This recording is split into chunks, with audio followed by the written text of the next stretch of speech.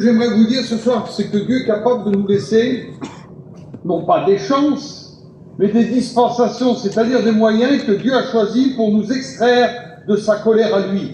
Quand Dieu se met en colère contre l'homme, il pourvoit toujours un moyen à l'homme pour qu'il puisse sortir de sa colère. Vous comprenez ce que je suis en train de tenter de vous expliquer. Et Dieu, dans sa parole, nous démontre, bien sûr, aujourd'hui, il y a plein de gens qui disent, ils se servent que des textes de la Bible. On va servir de quoi si on ne sert pas des textes de la Bible, nous? Je ne sais pas, moi. Je ne vais pas vous lire Ouest France ou je ne vais pas vous lire le Parisien, moi. Je vous lis la Bible. Comprenez-moi ce que je suis en train de vous dire.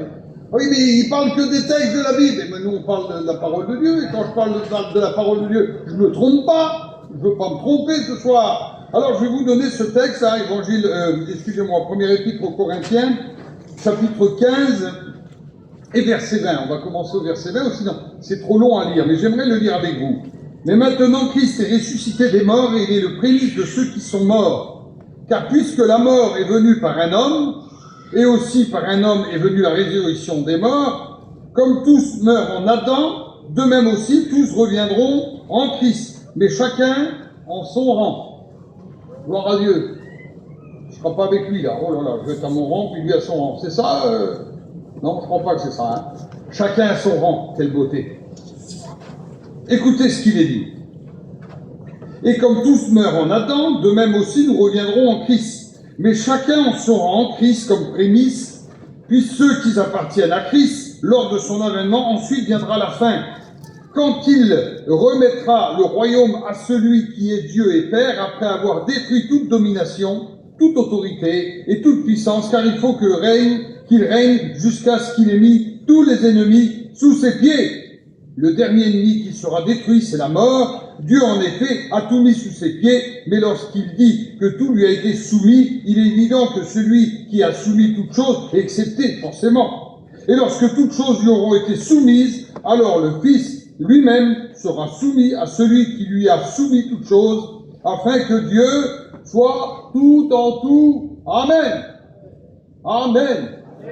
Il y a donc là, on nous démontre à nous toutes les dispensations, puisqu'elle a commencé depuis Adam, qu'on appelait, entre parenthèses, la dispensation de l'innocence.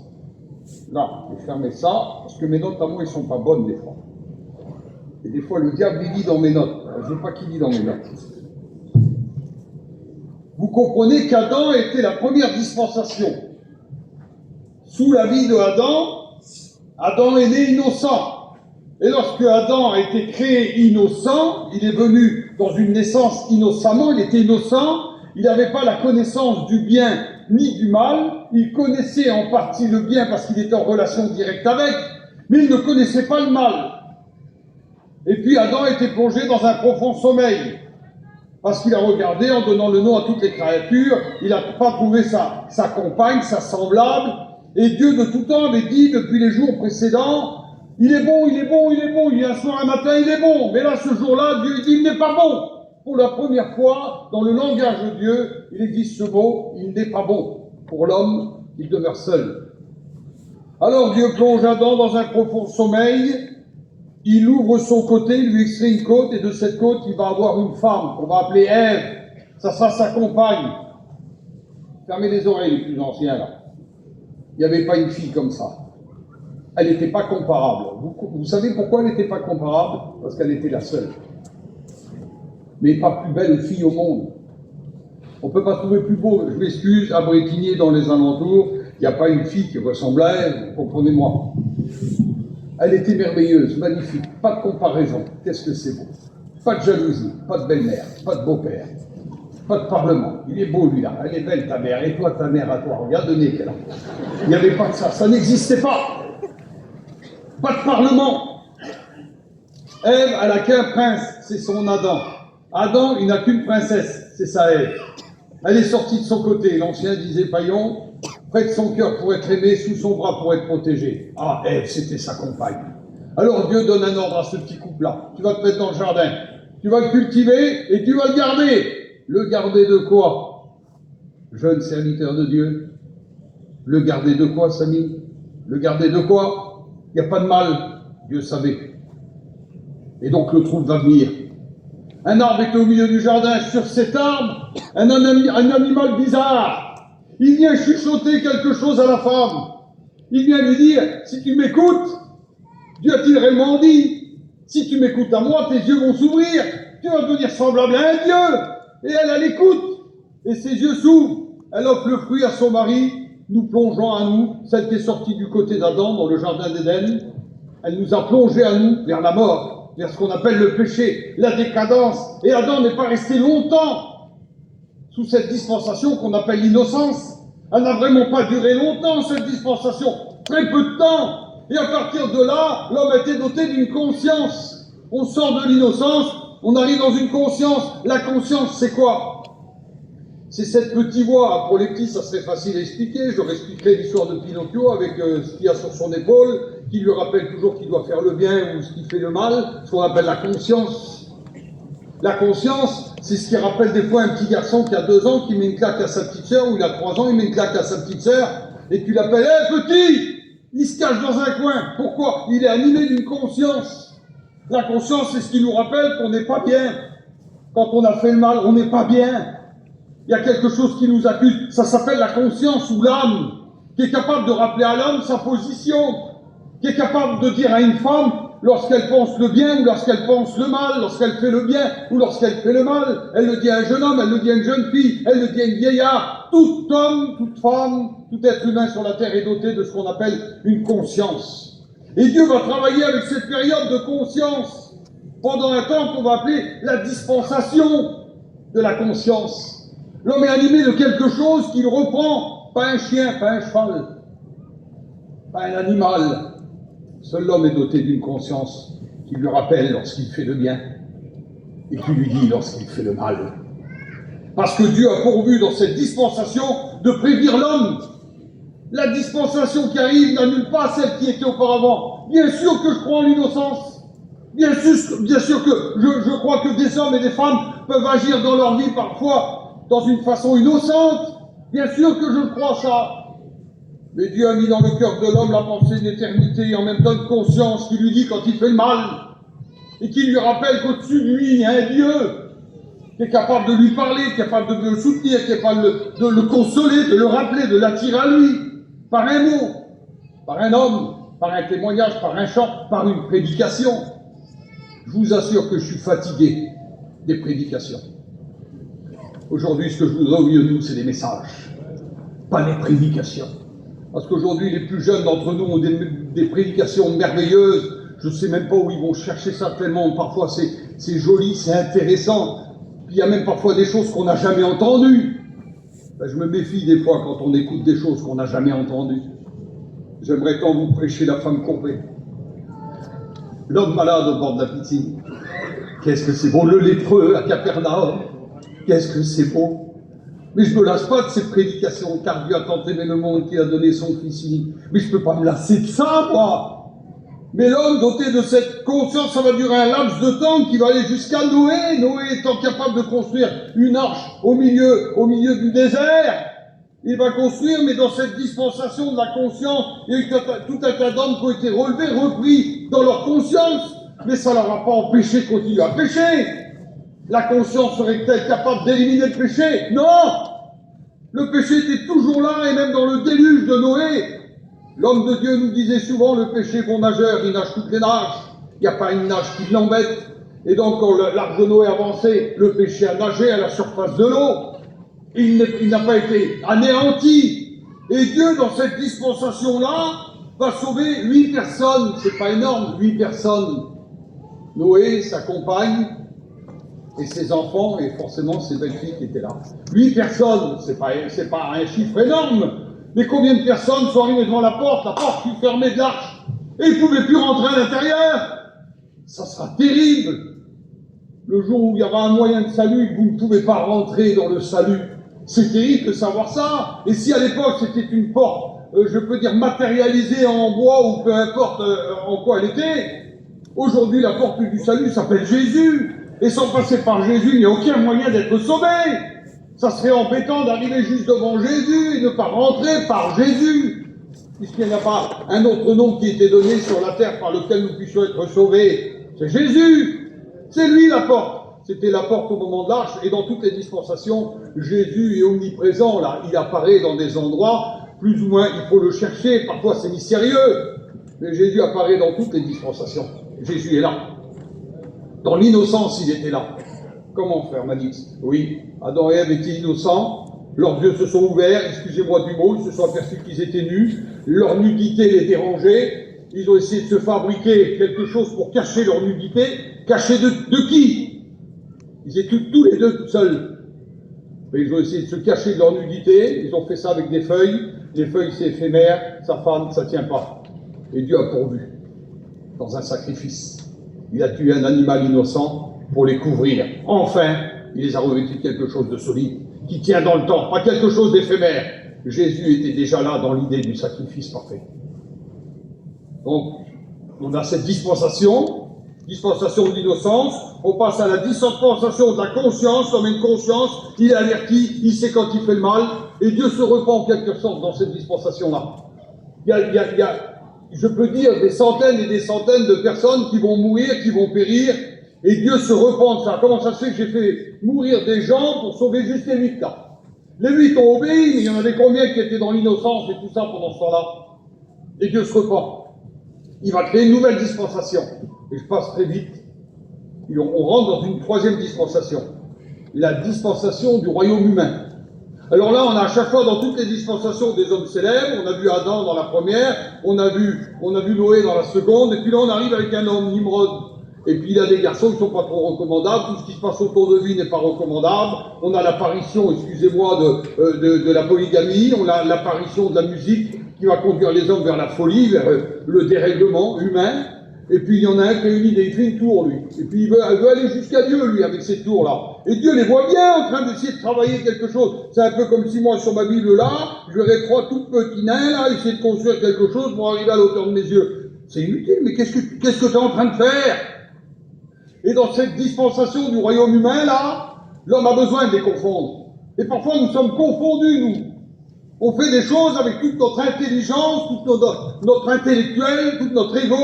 On essaye de fabriquer des choses, mais on fait comme les amis d'Adam, ça marche pas. On fait comme l'arche de Noé, ça marche pas. Le péché est toujours là. Et eux ont essayé de construire une tour pour arriver jusqu'à Dieu. Je vous le fais vite fait. Mais si vous lisez la Bible, vous verrez que c'est intéressant. Et lorsqu'ils font cette tour-là, Dieu va les confondre. Les confondre comment? Dans leur langage. Ils parlaient tous la même langue, chacun se comprenait, c'était un petit peu comme si je m'adresse à vous aujourd'hui. Dans cette soirée, puis là, il y en a un qui demande le marteau à l'autre, et puis l'autre qui dit « je comprends pas, qu'est-ce que tu me dis ?» Mais lui dit dans une autre langue. Et puis l'autre dit « qu'est-ce qu'il dit ?» Ben, qu'est-ce qu'il dit? Tu dis quoi, toi? Ben, je sais pas. Mais moi, je comprends plus à lui, puis je comprends pas à lui, puis lui comprend pas à lui non plus. Ça marche pas. Ils sont confondus dans le langage. Et par rapport à la confusion du langage, dans la tour de Babel, il va y avoir une dispersion. Ben, tous les gars qui parlent telle langue, ils vont partir par là. Et tous les autres qui parlent une autre langue vont partir par là. C'était la création des nations. Dispersion, on ne marche plus dans la même idée. Ils ont été confondus dans cette dispensation du royaume humain.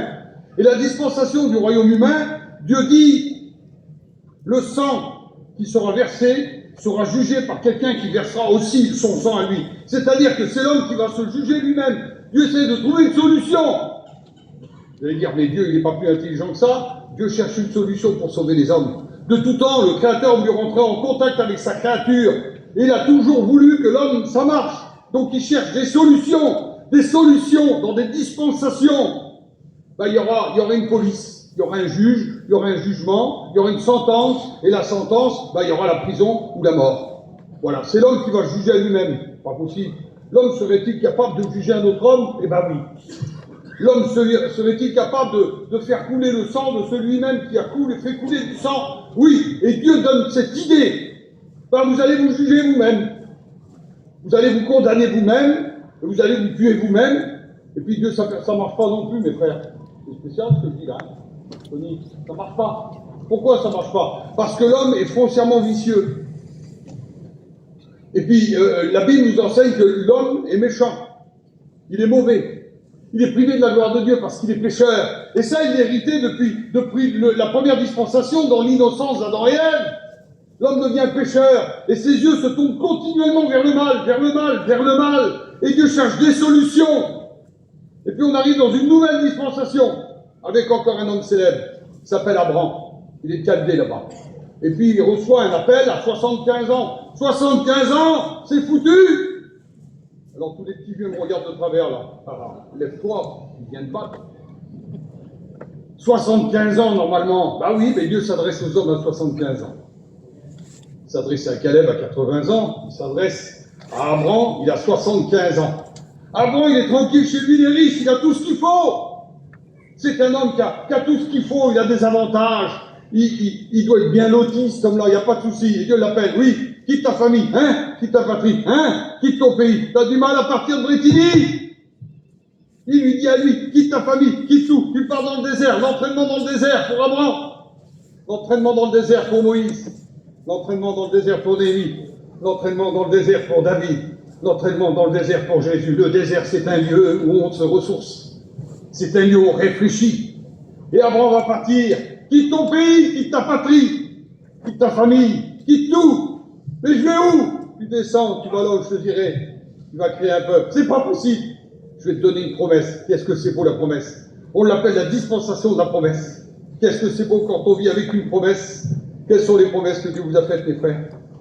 Quelles sont les promesses que Dieu vous a faites, mes sœurs? Je te fais une promesse, un signal donné à la voix d'un archange et au son de la trompette. Voici les morts en Christ ressusciteront premièrement, et nous les vivants qui seront restés. Nous partirons à la rencontre du Seigneur sur les nuées du ciel. Les serviteurs, levez la main. Les serviteurs, voilà la promesse que je vous fais. Allez par tout le monde, prêchez la bonne nouvelle. Voici les miracles que vous accomplirez en mon nom. Vous imposerez les mains aux malades. José, tu peux te lever, José.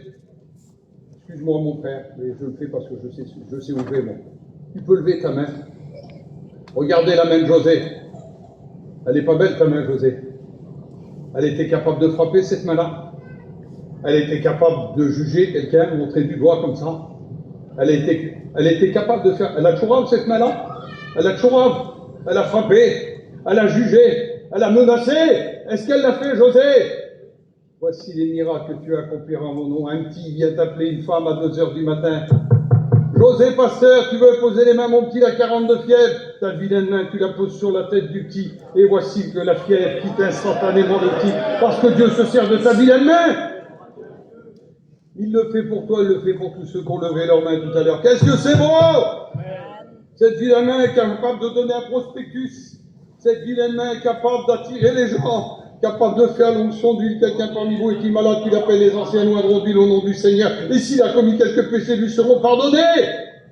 Cette vilaine main, Dieu est capable de s'en servir. Ça, c'est une promesse, José. Quelle promesse qu'il t'a faite à toi? Quelle promesse qu'il m'a fait à moi? Quelle promesse qu'il a fait à tous les serviteurs? Il a fait aussi des promesses à vous, chrétiens et chrétiennes. Je vous enverrai le consolateur, vous resterez pas orphelins. Il vous conduira en toutes choses, il vous consolera, il vous guidera, il vous conduira. Quelle beauté! Moi, c'est en ce Dieu-là que je confie la promesse. Et il dit à Abraham, oui, maître, oui, Dieu, tu parles avec moi, je ne suis pas grand-chose. Abraham, oui, voici ce que je vais faire avec toi. Je suis un Dieu. 99 ans, il n'y en a pas parmi nous, là, des 99 ans, il n'y en a pas encore. Ça ne va pas tarder. Les années avancent, hein. Tu veux faire quoi avec moi? Excusez-moi. Abraham, oui, je vais te donner une postérité. Comment ça? Avant, change ton nom. Ah bon? Oui, tu t'appelleras plus Abraham. Ah bon? Tu t'appelleras Abraham. Père. C'est pas possible. Père de multitude. Regarde les étoiles. Oui, maître.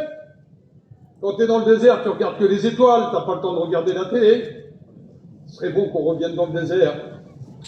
Oui, Père, qu'est-ce qu'il y a? Toi, les étoiles, oui, il y en a des milliards, oui. Voici comment je vais te donner la postérité, comme les étoiles du ciel. Amen, Seigneur! Donne-moi cette postérité. Je vais engendrer par mon témoignage, je vais engendrer par mon message, je vais engendrer par mes visites, je vais engendrer par mon chant, je vais engendrer par mon service, les sœurs. Vous pouvez apporter, excusez-moi de vous dire ça, vous pouvez faire des naissances dans l'église, apporter des bonnes choses. Les gens se convertiront par votre témoignage. Continue à chanter, n'arrête pas de chanter. Continue à témoigner, n'arrête pas de témoigner. Continue à donner tes petits prospectus, n'arrête pas. Tu peux apporter. Dieu veut faire de toi le père d'une nation. Regarde les étoiles. Oui, Père, je regarde. Je te donne comme les étoiles. C'est bon, Père, j'en ai assez. Non, t'en as pas assez. Je donnerai comme aussi le sable de la mer. On a les pieds sur terre. Allez compter le sable de la mer. C'est incontable. Voilà ta postérité, Abraham. Tu auras une postérité comme le sable. Ça suffit pas. Ah ben, je vais te donner une postérité comme la poussière de la terre. Encore plus que les grains de sable. On vit avec des promesses. On n'abandonne pas les promesses. Ce que Dieu nous a promis, il va le faire. Vous comprenez ce que je suis en train de vous expliquer? C'est une promesse qui vient de Dieu, et quand Dieu dit quelque chose, il ne tarde pas à l'accomplir. Je vous raconte ce petit témoignage. J'avais 16 ans et demi à peu près, et tout l'été, j'ai entendu parler de Paillon. C'est son frère qui m'en parlait. Et puis à la fin de l'été, je vous assure, j'étais fatigué de ça. Mais il me disait toujours mon frère, Paillon, mais je connaissais pas moi le monument. Une fois après, je parle du lieu, c'est important. Je connaissais pas le monument moi, j'avais 16 ans et demi. Et puis on arrive à Orléans, forcément, il faut bien qu'on rentre un jour chez nous. Et puis dans cette ville d'Orléans, j'écoute tous les petits sur la place, ils poussaient des cris de bête. Paillon il arrive. Il avait téléphoné à sa maman qui était sur le terrain avec nous. Puis il avait dit je viens dans 2 jours, il partait de Bordeaux. Et puis donc il arrivait, le monument arrivait, il avait un Toyota bleu, il a mis son nom, je crois, derrière. Ça, après, il m'a, tu te rappelles aussi, toi. T'es tout jeune, moi, mais je me rappelle, ça a marqué ma vie. Et je voulais voir le géant, je voulais voir le monument, je voulais voir, que tout le monde en parlait de ce homme-là. Moi, j'avais entendu parler, mais je n'avais jamais vu. Je vois, il descend du camion, il range les affaires, tout le monde s'affolait, tout le monde a rangé les affaires autour de lui. Et le lendemain matin, je suis venu vers lui. Je me suis approché timidement, puis il me regarde. Alors, petit, t'es quelle famille? J'ai eu le malheur de dire, moi j'ai grandi un peu vers la famille Baumgarten. En 1 minute, il m'a fait la généalogie de tous les Baumgarten, depuis Vercingétorix jusqu'à aujourd'hui, là. Enfin bref, il me parle. Il voit que j'avais un sens du parler avec lui. Il prend sous le coussin du camion, il prend 2 études. Le péché, l'Église catholique. Il me donne les 2 études, le péché et l'Église catholique. J'avais 16 ans et demi, je connaissais ni Dieu, ni Adam, ni Ève, je connaissais rien du tout, moi. Il dit, tu vas les lire? Oui. J'ai pas osé dire non. Je suis arrivé dans le camion, j'ai dévoré les 2 études. 2 jours après, je reviens vers lui. Je lui donne des études. Tu les as lues, petit? Oui. Allez mentir à Paillon. Tu les as lues, petit? Oui. Et alors, l'Église catholique, c'est compliqué. Il y a du latin, il y a tout dedans. Moi, je n'arrive pas le latin, moi. Par contre, le péché, j'ai bien compris. T'as compris? Oui, j'ai compris que j'étais un pécheur privé de la gloire de Dieu et que Dieu a envoyé son Fils pour pardonner mon péché. Petit, il ressort 2 études. Le grand salut. Il me les donne, il dit, tiens petit, ça va te servir plus tard. Je ne savais pas, moi, que 10 ans après, je rentrais à l'école biblique. Je ne savais pas, moi, que 15 ans après, j'allais enseigner aux étudiants. Je ne le savais pas. Mais lui, Dieu lui a mis quelque chose dans son cœur. Et les promesses que Dieu nous donne, il ne tarde pas à les accomplir. Donc, si Dieu est en train de te parler ce soir, avec un petit moment, c'est simple, il n'y a pas de note, il n'y a rien. Les dispensations, Dieu ne te laisse pas une chance, 1000 chances. 1000 fois 1000 chances. 1000 dispensations, 1000 moyens de t'en sortir. Où le péché abonde, la grâce surabonde. C'est ça, les moyens que Dieu emploie pour nous sauver. Et Dieu nous donne des promesses. La promesse de poser les mains sur les malades, la promesse d'attendre celui qui est capable de nous conduire. Tu n'es peut-être pas baptisé du Saint-Esprit, tu ne sais même pas ce que ça veut dire. Dieu peut le faire. Amen. Et l'homme continue à pécher. Même avec des promesses, il continue à pécher. Même avec une conscience, il continue à pécher. Même avec le gouvernement humain, il continue à pécher. Même avec de l'innocence, il continue à pécher. Aujourd'hui, il y a l'électricité, il y a le gouvernement, il y a la justice. On doit être soumis à toutes ces choses-là. Puis il y a aussi forcément les promesses. Et même avec les promesses, je suis né dans la mission, moi. Tiens, en cherchant un peu, mon papou, c'était un Duville. Ah oui, c'est peut-être la tante un tel qui a reçu le prospectus. Mais ça ne fait pas de moi un chrétien authentique, ça, les promesses. La multitude dans la prophétie qui avait reçu Gitna. Il va y avoir un miracle chez ces gens-là, des gens qui sont habillés folkloriques. Lui, il se voyait missionnaire en Inde, le monsieur, là. Mais il ne savait pas qu'il allait tomber sur un peuple qu'on appelle les Tziganes en France, les gens du voyage, les Manouches, les Sinti, mettez le nom que vous voulez. Il ne savait pas que c'était ce peuple-là, bigarré, avec des couleurs, des grandes robes, ceci, cela.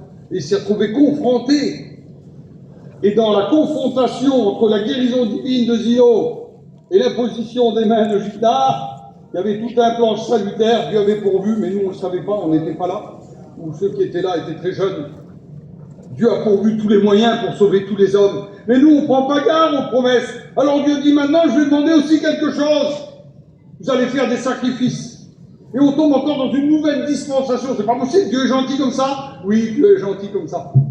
J'ai tout essayé. L'innocence, ça marche pas. La conscience, ça marche pas. Le royaume humain, ça marche pas. Alors on va faire les promesses. Les promesses, ça marche pas non plus. Dalida pourrait dire parole, parole, parole. Tout le monde est parole. Ah, pardon, Seigneur, je te demande pardon, bénis la main, non, ça marche pas comme ça. On doit être vrai. Et Dieu fait des promesses, il veut les accomplir. Pourquoi ça n'arrive pas? Pourquoi ça n'arrive pas? Parce que tu es toujours désobéissant. Nous sommes pécheurs et privés de la gloire de Dieu. Mais Dieu, dans sa grâce, donne des dispensations. Tu vas faire des sacrifices. Comment? Encore un homme célèbre. Comment il s'appelle? Moïse. Et qu'est-ce qu'il faut faire avec Moïse? Il faut faire des sacrifices. Il faut que le sang y coule. Il faut un agneau. Eh bien, oui, on va trouver. Il faut un sacrificateur. Ah oui, on va trouver. Il faut du sang. On va trouver. Il faut un autel. Bon, on va faire ce qu'il faut. Alors Dieu dit à Moïse, voilà, l'agneau, ça sera comme ça, le sacrifice, ça sera comme ça. Puis il y aura un autel, il sera carré. Aux quatre coins, il y aura des cornes. C'est pas dur. Tu prends un agneau, tu l'égorges, tu prends le sang, tu le mets sur les cornes, ça représente la prière. Et puis, l'odeur du sang monte vers Dieu. Et Dieu accepte le sacrifice. Parce que tout est réuni. L'autel, le sang, l'agneau, sacrificateur. Tout est réuni. Et Dieu approuve. Il couvre le péché. Et le péché est couvert pour un temps. Ça dure un temps. Un temps. Un temps. Un temps.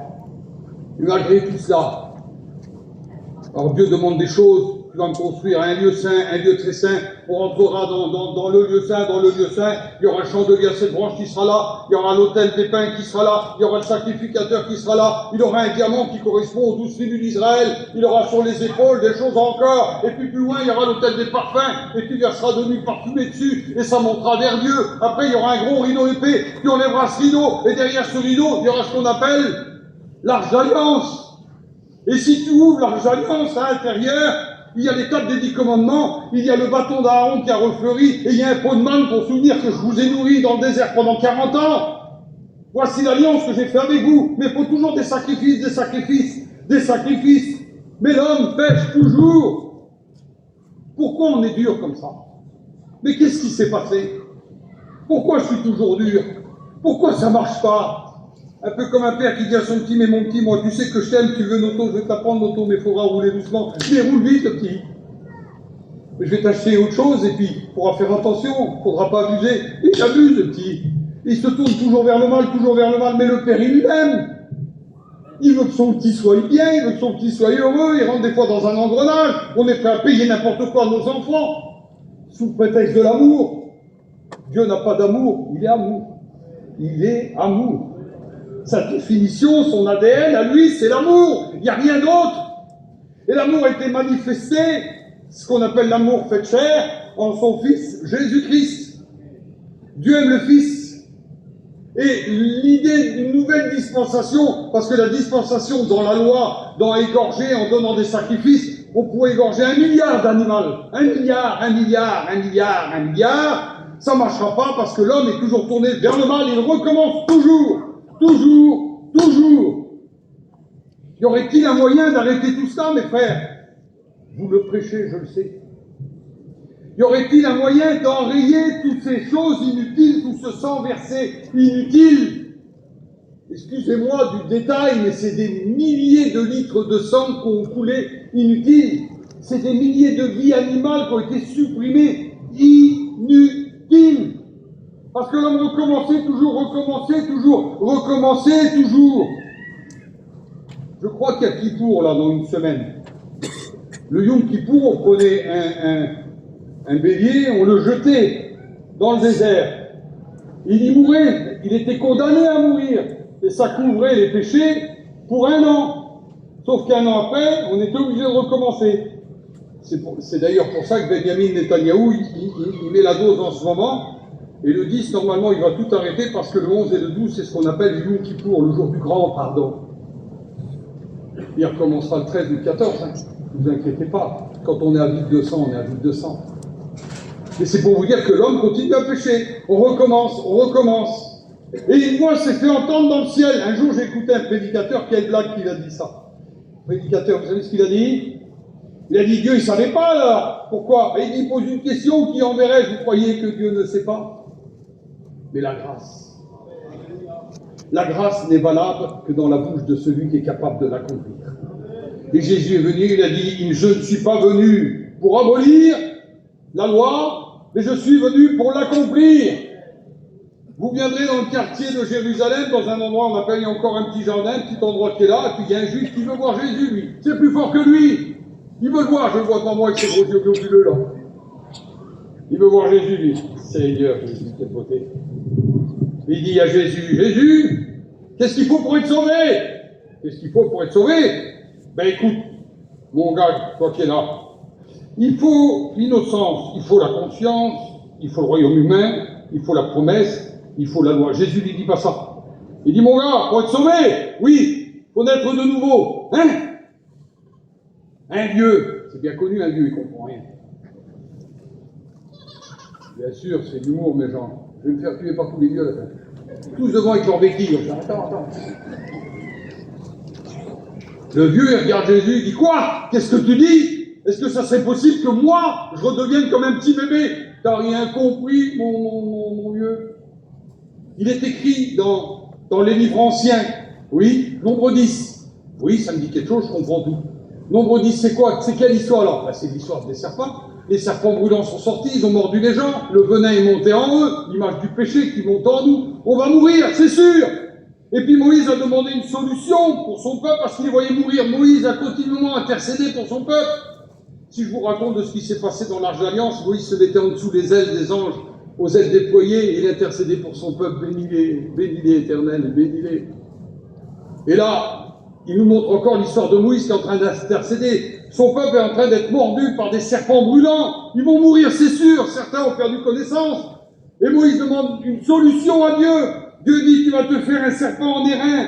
Tu vas le mettre en haut d'une perche. Et puis tu vas le mettre à une hauteur. Et tous ceux qui regarderont vers le serpent auront la vie sauve. C'est pas compliqué comme salut, ça. Il n'y a pas grand-chose à faire. Mais plus c'est simple, plus c'est bon. Est-ce que c'est bon la parole de Dieu?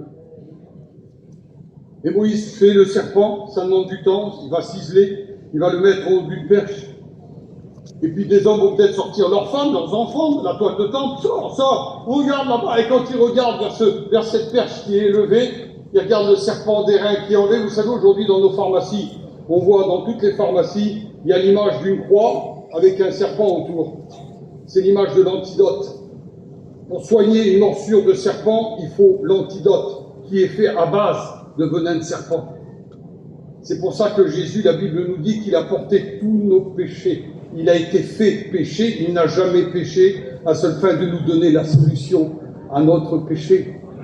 Non pas une solution qui dure un instant, mais une solution éternelle, parce qu'il n'est pas un souverain sacrificateur pour rien, il est le divin souverain sacrificateur qui est capable de répondre à toutes nos choses, tous nos problèmes, toutes nos imperfections, tous nos mensonges, excuse-moi, toute ta colère, toute ta jalousie mal placée, tous tes mauvais instincts, toutes tes mauvaises pensées, toutes tes idées préconçues, il répond à tout. En disant, Père, la question est posée, qui enverrai-je, Père? On est toujours dans le jardin, là. Les serpents sont sortis, les gens regardaient vers le serpent d'airain, la vie est revenue en eux, tous les signes vitaux sont revenus en eux, parce qu'ils ont regardé vers le serpent. Et Jésus a dit à cet homme, de même le serpent fut élevé dans le désert, il faut de même que le Fils de l'homme soit élevé à sa fin que quiconque croise en lui ne périsse point, mais qu'il ait la vie éternelle. En effet, Dieu a tant aimé le monde qu'il a donné son Fils unique, afin que quiconque croise en lui ne périsse point, mais qu'il ait la vie éternelle. Père, envoie-moi!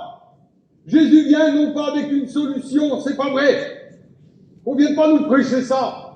Jésus n'est pas une solution, Jésus est la solution. Il vient en disant, Père, envoie-moi, et la grâce s'accomplit là. Il vient dans une nouvelle dispensation. On sort de la dispensation de la loi, où il faut un agneau, il faut un sacrificateur, il faut du sang versé, du sang, et il faut un autel.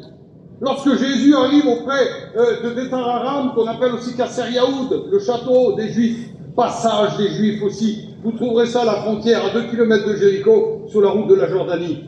C'est le Jourdain qui passe ici. C'est à cet endroit qu'Ézéchiel a fait tomber la hache, qu'il l'a fait remonter avec du bois. C'est à cet endroit que Naaman, le Syrien, a été purifié de sa lèpre. C'est à cet endroit que Josué est passé. Il a dit au peuple, vous faites ce que vous voulez, et moi et ma maison, nous servirons l'Éternel. C'est à cet endroit, Kasser Yaoud, Beth Aram. Qu'est-ce que c'est beau. C'est à cet endroit où Jésus un jour arrive. Et quand Jésus arrive, Jean-Baptiste est en train de plonger les gens dans l'eau. Il leur fait un baptême. C'est un baptême de pardon des péchés, mais c'est en quelque sorte, c'est un baptême de repentance. Ça ne dure pas. La preuve, il y en a qui reviennent 2 fois, 3 fois. Et Jésus arrive à cet endroit-là. Et Jean-Baptiste, qui est le cousin dans la chair de Jésus, c'est le fils d'Élisabeth. C'est le cousin de Jésus dans la chair. Quand il voit Jésus arriver, qu'est-ce qu'il dit, Jean-Baptiste? Voici mon cousin. Sur mon père, c'est mon cousin. Il dit ça à Jean-Baptiste. T'oses pas me le dire, parce que toi, tu es plus jeune que moi dans le ministère. T'oses pas me le dire, non, Mani. Il n'a pas dit, voici mon cousin. Tu devrais me le dire pourtant, hein. Parce que s'il y en a un qui me voit dire une erreur, venez ici, reprenez-moi. En vérité, je vous écoute. Mais ma Bible, je la connais un petit peu. Je connais assez de textes pour être sauvé, de toute façon. Jean-Baptiste dit pas, voici mon cousin. Est-ce qu'il dit Jean-Baptiste, voilà mon copain? Parce qu'on parle beaucoup comme ça, ah, j'ai un copain, si tu vois. Et l'autre, il chante, j'avais des copains. C'est pas comme ça que ça marche. Non, on n'a pas de copains, nous. Quand il voit Jésus, qu'est-ce qu'il dit? T'es au courant, fils? Qu'est-ce qu'il dit? Plus fort avec l'estomac. Voici l'agneau de Dieu qui ôte le péché du monde. On remplit la première condition. Pour accomplir la loi, il fallait un agneau. Et Jésus est l'agneau qui ôte le péché du monde. Vous comprenez? On est à Gethsémane, le soir il est tard. Jésus arrive à Gethsémane, il voit une coupe s'approcher de lui. C'est la coupe de tous mes péchés, de tous tes péchés. Les péchés du temps de Jésus, les péchés après, les péchés d'aujourd'hui. Peut-être le péché que quelqu'un va commettre dans une semaine, dans 10 jours. Dans cette coupe, tous les péchés sont là. Ou sinon, il faudrait que Jésus redonne sa vie en sacrifice. Une seconde fois, il a pris sur lui tous nos péchés. Et de son front, la parole de Dieu nous dit qu'il coulait des grumeaux de sang. Le sang a coulé de son front. Le sang a coulé de ses mains, le sang a coulé de son dos, le sang a coulé de sa tête, le sang a coulé de ses pieds. 7 endroits différents du corps de Jésus. Le sang a coulé. L'agneau, le sang, serait-il le sacrificateur? Il est tard le soir. Tous les mondes sont venus, non pas tout le monde, mais tous les mondes qui habitent autour de Jérusalem et à Jérusalem. Le monde des gentils, le monde romain, les sacrificateurs, les scribes. Tous sont venus arrêter Jésus à Gethsémane. Il est à Gethsémane. Il est en train de prier. Même les disciples l'ont abandonné. Même les disciples n'ont pas pu prier avec lui. Il leur fait le reproche. N'avez-vous pas pu prier avec moi? On va à la réunion de prière. Tu pries 3 minutes, tu crois que c'est vrai. C'est pas comme ça que ça marche. Il faut prier. Jeûner et prier. Prier. Et lorsque vous prierez, vous n'aurez pas des prières inutiles. Notre Père qui est aux cieux, que ton nom soit sanctifié. Il faut avoir cette prière. Que ta volonté soit faite. Amen. Sur la terre comme au ciel. Donne-nous aujourd'hui notre pain quotidien. Amen. Ne nous induis pas dans la tentation, mais délivre-nous du malin. Quelle belle prière. Ah là, tout un monde, je n'ai pas le temps ce soir de vous l'expliquer. Mais c'est une prière extraordinaire. Et Jésus a Gethsémane. Les hommes viennent pour le frapper. Pierre prend son épée, il coupe la tête, il coupe l'oreille à Malchus, excusez-moi. L'oreille tombe par terre, Jésus s'abaisse, il prend l'oreille, il la remet sur la tête de Malchus. Quel homme Jésus, il n'est pas gentil. Ils sont venus lui faire du mal. Et quand Jésus les fixe, vous êtes venus m'arrêter à moi, arrêtez-moi à moi, laissez-les tranquilles. Ils veulent bouger, ils tombent tous par terre. Ah, il les fait pas tomber pour rigoler, hein. C'est pas la secte des rigoleurs, non, c'est pas ça, non, il les fait tomber, ils sont foudroyés, ils sont hypnotisés, ils ne peuvent plus bouger. Et puis ils se rétablissent. Et on prend Jésus et on l'emmène, sans ménagement. On va conduire Jésus où ça? Chez Caïphe. Caïphe, c'est tout à l'ouest de Jérusalem. À l'est, on y est au jardin de Gethsémane. Derrière nous, il y a Béthanie. Sur la droite, au nord, on voit très bien le temple. Derrière le temple, si on a une bonne vue, on peut voir jusqu'à Golgotha. Sur la gauche, c'est la Gêne. Devant nous, c'est déjà un endroit qui n'est pas trop terrible. Puis devant nous, il y a les portes qui sont là. Il y a la porte de l'Orient, on appelle la porte de l'Est aussi. Et à côté, la porte des eaux, la porte de la fontaine, la porte des chevaux, la porte de la vallée. Est-ce qu'on va conduire Jésus par la porte du temple? Mais non! Il y a des fidèles dans le temple qui vont nous empêcher. Est-ce qu'on va le conduire par la porte des eaux? Mais non! Par la porte de la fontaine, on ne passe pas par Sion. Non! Est-ce qu'on va conduire par la porte des chevaux? Mais non, c'est trop d'hommes, un cheval. On va le mettre par la porte des immondices. La porte de la vallée. C'est là-bas où on brûle tous les immondices, toutes les choses sales, toutes les choses impures. On va le passer par là, Jésus, parce qu'il vaut guère mieux. Et on l'entoure, il y a des soldats qui sont là, je vous assure, si les jeunes aujourd'hui chez nous s'amusent à faire des démarrages, à s'habiller beau, à se faire des belles coiffures, les hommes à cette époque-là, c'était pas ça. C'était des hommes qui étaient capables de faire mal, de taper. Je vais te faire voir, moi, il dit rien parce qu'il n'a pas ouvert la bouche.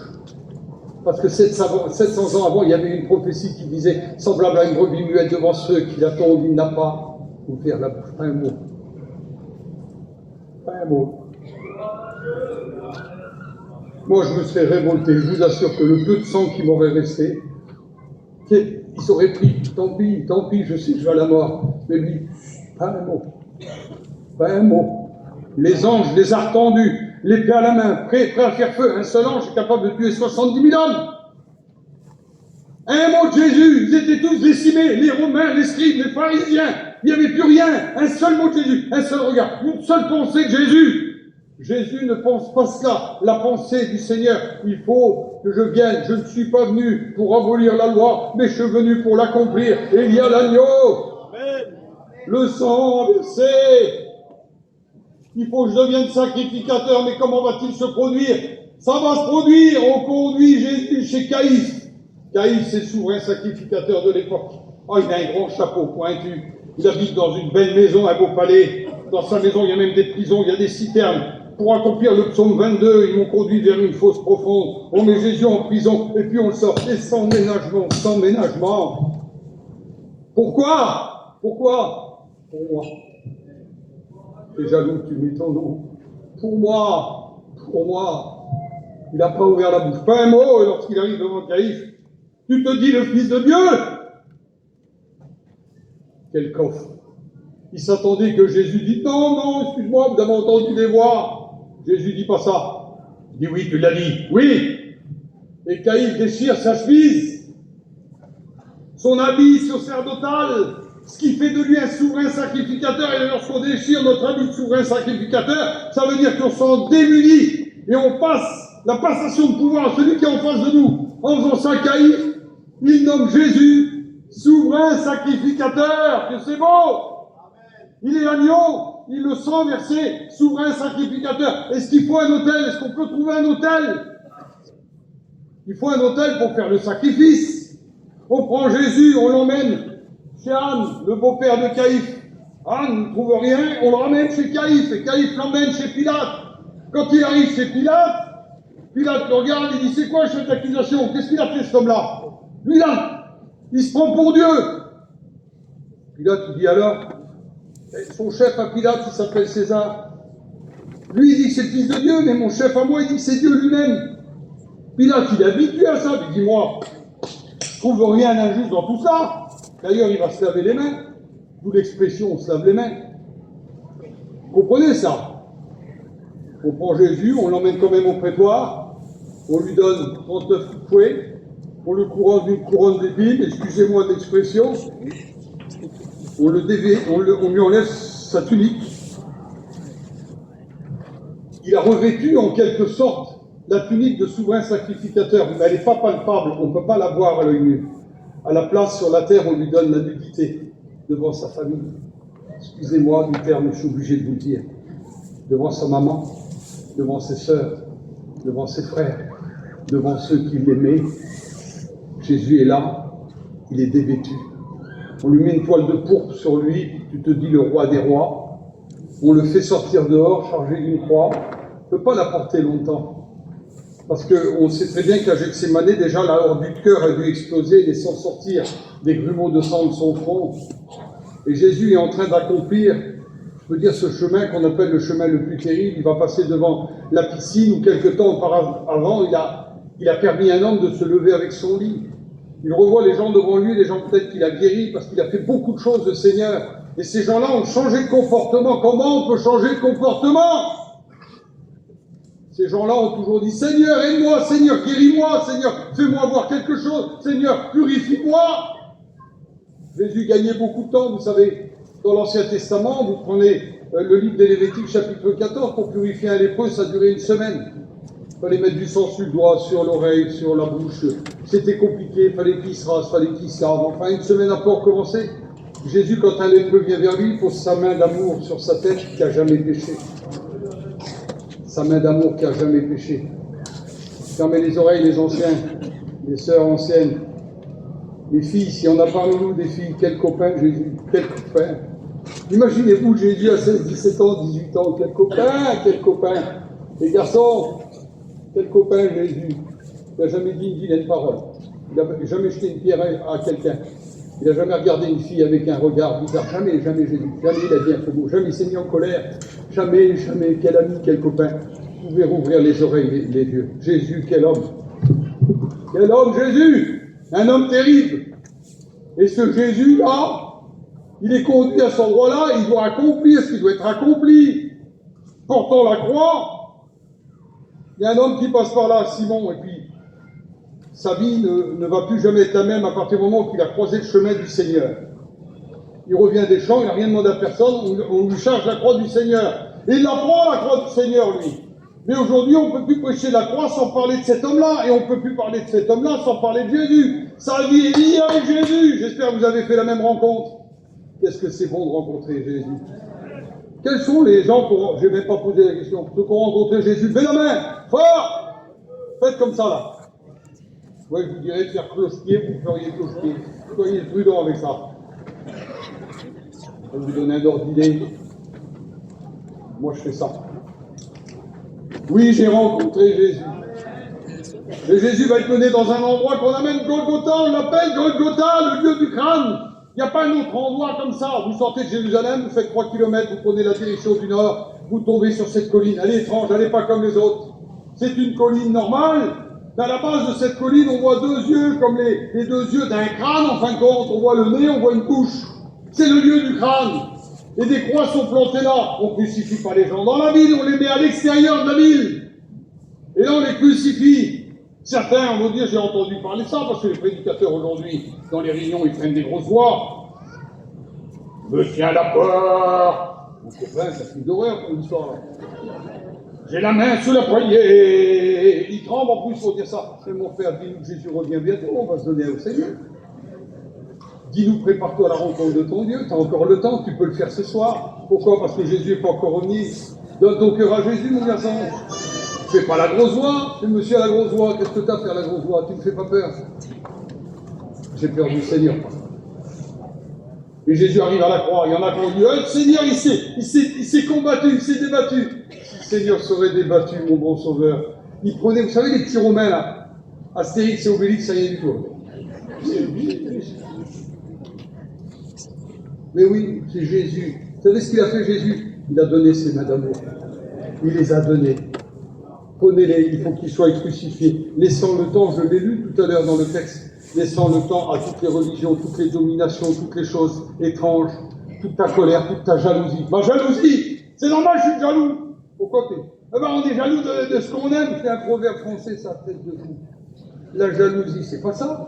La jalousie, c'est soupçonner le mal. Forcément, si quelqu'un manque de respect à ta compagne, t'y fout une droite dans le nez, t'as raison. Mais la jalousie, c'est soupçonner le mal. Il y a tellement de vis dans ton cerveau, là. C'est pire qu'au Brico Dépôt. T'as un paquet de vis comme ça. Parce que t'es vicieux. Elle s'en va aux commissions, au bout de 3 minutes, tu téléphones. Mais j'ai pris le rond-point du Auchan tout à l'heure. C'est un truc de fou. J'ai mis plus de temps à passer le rond-point du Auchan que j'ai le temps pour aller aux commissions, aller prendre des commissions et revenir chez moi là-bas, en campagne, à Orléans. Il y en a qui sont jaloux. Ton mari il est parti chiner ce matin, il essaye de gagner 10 francs pour que tu vas là-bas au marché de voyageurs acheter ton bout de tapis. Pourquoi tu l'appelles toutes les minutes? T'es où? T'es avec qui? Tu fais quoi? Je suis en train de manger. Mais voir en WhatsApp, elle veut voir, elle. Ta jalousie, mais elle est mal placée, ma petite sœur. Eh bien, le Seigneur a offert sa main d'amour, oui. Laissant le temps à ma jalousie de se mettre entre le cou et sa main d'amour. Qu'est-ce que c'est beau. toutes les dominations, tous mes jugements, tous mes colères, tous mes doutes, tous mes manquements, toutes mes imperfections se sont glissés. Et le marteau est tombé. Ah, il aurait pu garder son autre main. Non, pas l'autre main. Non, il l'a tendu avec l'amour. Dans ma main, il a tendu ses pieds avec. Et on l'a dressé sur la croix, et sur la croix, il aurait pu se révolutionner. Les anges sont toujours là, l'épée à la main. Les arcs tendus. Une pensée, Seigneur. La pensée du Seigneur. Père, pardonne-leur. Ils savent ce qu'ils font. Qu'est-ce que c'est beau. Et les arcs se détendent. Qu'est-ce qu'il va dire? Il va nous appeler. Il appelle Élie, Élie. Père, Père. Là-bas, ça va, Tchadi. Pourquoi m'as-tu abandonné? Ou à quoi m'as-tu abandonné? Et la voix du Père ne se fait pas entendre. Parce que bien avant, déjà 3 ans et demi avant, le Père avait déjà dit, voici mon fils bien-aimé, en lui j'ai mis tout mon amour, en lui j'ai mis toute mon affection, et le caractère du Père, le gène du Père, la génétique du Père, l'amour est tombé sur le Fils, et l'amour a été fait de chair, s'appelant Jésus-Christ, celui qui accomplit. Donc on a l'agneau, on a le sang, on a le sacrificateur, et à Golgotha, nous avons l'autel du sacrifice. On prend encore 3 minutes, vous en plus après, promis, je reviens. On a toutes les conditions sont remplies. Et Jésus dit, je ne suis pas venu pour abolir, je suis venu pour accomplir. Et sur le bois de la croix, sur cet autel maudit, Jésus va dire quelque chose d'extraordinaire. Il va dire, tout est accompli. Nous avons fait le tour. Tout est accompli. Il cria vers son Père et il rendit l'esprit. Tout est accompli. Est-ce que la boucle serait finie? Le péché est entré par Adam. Et par la femme, bien sûr, qui est sortie d'Adam. Donc on a un homme qui est allongé dans le jardin d'Éden avec le côté ouvert, laissant sortir la femme qui va nous conduire vers la mort. Et là, on prend Jésus, Joseph d'Arimathée arrive et prête un sépulcre tout neuf pour le Seigneur. Il n'y a pas de second choix pour le Seigneur. Il n'y a pas d'occasion pour le Seigneur. Je te donne ma vie avant ce qu'il y a avant le Seigneur. Mais tu prends tout. Prends tout. Prends tout. Je te donne ma vie, moi. Et le Seigneur étant mort sur la croix, un soldat arriva près de lui. Voyant qu'il était déjà mort, il devait lui casser les jambes pour accélérer. Mais la prophétie, quelque temps avant, s'était fait résonner en disant « Je peux compter tous mes os. » On ne pouvait pas briser les os du Seigneur. Donc c'était convenu comme cela. Voyant qu'il était mort, il enfonce une lance qui était à peu près grande comme ça. Il l'enfonce dans son côté. Il lui transperce le cœur, laissant sortir de l'eau et du sang. On conduit Jésus dans un jardin qu'on appelle le jardin du tombeau. Et là, on allonge Jésus à terre. Avant de lui donner les soins qu'il devait avoir, on a un homme allongé, le côté ouvert. Ça vous rappelle rien, ça? Adam, jardin d'Éden, un homme allongé, le côté ouvert, qui va laisser sortir la femme qui va nous plonger vers la mort. Et là, au jardin du tombeau, on a un homme allongé, le côté ouvert, qui va laisser sortir quoi? L'Église du Seigneur qui va nous conduire vers la vie éternelle. Tout est accompli. La boucle est accomplie. Alors je vous le dis ce soir, ce petit message, je veux qu'il reste simple dans nos cœurs. Les dispensations. Dieu, tu ne parles pas. Dieu, pourquoi tu guéris plus un tel? Pourquoi tu fais plus ça? Mais Dieu a tout fait. Tout est accompli. C'est à moi d'accomplir maintenant. Celui qui voudra le Père pourra qu'il choisisse le Fils. Celui qui voudra la vie éternelle pourra qu'il choisisse avant d'accepter le Seigneur Jésus comme sauveur personnel et maître. Tu ne peux pas être baptisé avant d'être converti. Il faut la conversion, il faut le baptême, et puis après viendra le reste. Si tu es baptisé du Saint-Esprit, tant mieux. Il ne faut pas qu'on se trompe. Il faut qu'on reste simple dans la parole de Dieu. Et c'est pour ça que ce soir, j'ai voulu donner ce petit message-là plutôt que ce que j'avais prévu, parce que ce que j'ai prévu, c'est pas toujours bien. Mais est-ce que vous avez compris la parole du Seigneur? Est-ce que cette parole vous a réconforté? Est-ce que vous n'êtes pas dit, ben, Seigneur, moi je croyais que Dieu ne pensait pas. Dieu a toujours pensé à sauver tous les hommes avec ses dispensations. Et je demande qu'une chose ce soir, c'est que tu puisses faire la paix avec le Seigneur. Se réessayer de te faire lever, on dirait, est-ce que tu as compris? Est-ce que tu as saisi? Est-ce que tu suis les promesses? Est-ce que tu suis ta conscience? Est-ce que tu suis la loi? Est-ce que tu... Non, c'est pas ça. Suivre tout ça, c'est suivre Jésus. En lui, tout est accompli. Est-ce que vous croyez? On va prier le Seigneur.